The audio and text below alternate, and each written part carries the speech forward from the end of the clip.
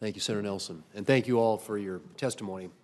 Let's get into a few questions here. Ms. Baker, a number of parties have proposed a private sector approach to clearing spectrum in the 3.7 to 4.2 gigahertz band, saying that such an approach would avoid the extensive delays that are associated with legal challenges and auction preparation.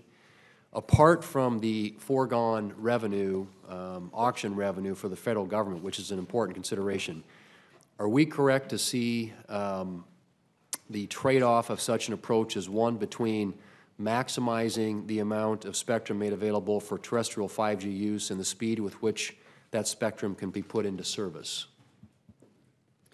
So thank you for your question. The C-band, which is the 3.7 band that you're talking about, is a very important band because of its international harmonization.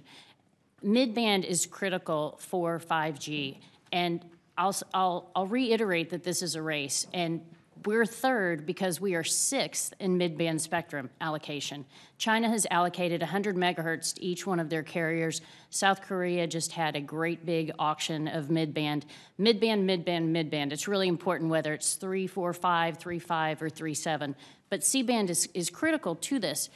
You in Mobile Now told the FCC to study it. The FCC is studying it. I urge action. This is a race. We need action for it. We have a track record of being good partners when we move incumbents. There are some important incumbents there. I think Senator Nelson mentioned government incumbents. I think some people would consider ESPN mission critical. We need to move them, but we need to move them. We have a good track record of doing that. So we want to be good partners. We need to come up with a plan and execute on it rapidly.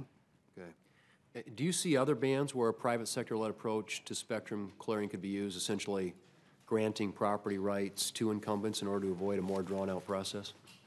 I think there's some critical government bands, and I think there are some critical, probably some other civilian uses too. I think some of the ones that you were looking at, that I think we're all looking at, in addition to the ones that I named, are also low-band spectrum. Low-band has always been critical, particularly to rural areas. If we're going to bring more broadband to rural areas, low-band spectrum travels further. I think there are some terrific win-win situations we can look at. Okay.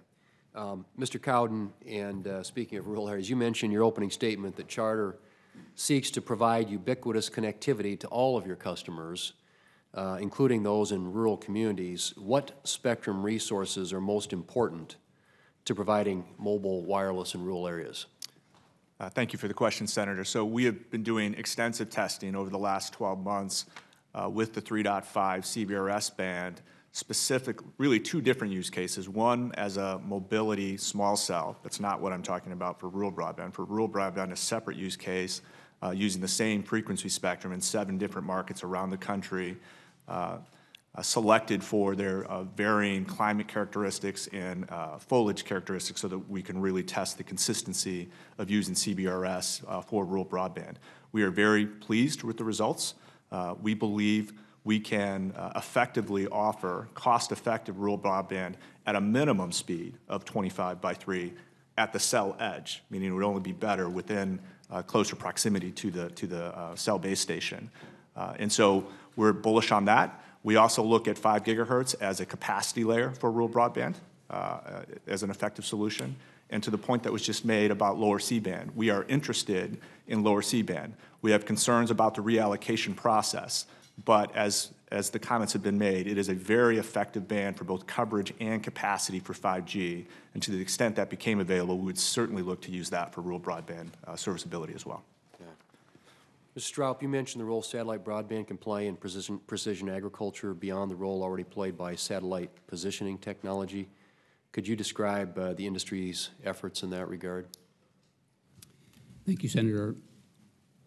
Precision agriculture starts with GPS. So certainly the capabilities of the satellite industry are crucial to being able to provide precision agriculture.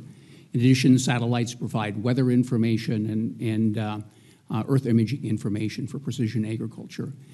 In conjunction with developments in flat-screen antenna, which allows the ability to connect virtually every tractor, combine, et cetera, and the broadband capabilities that the industry is deploying, we have the ability to provide ubiquitous coverage. And ubiquitous coverage is one of the great advantages that the satellite industry provides.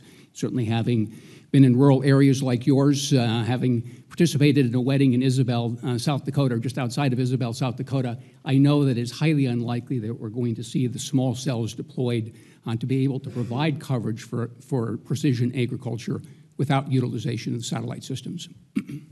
Thanks. My time's expired. Senator Schatz.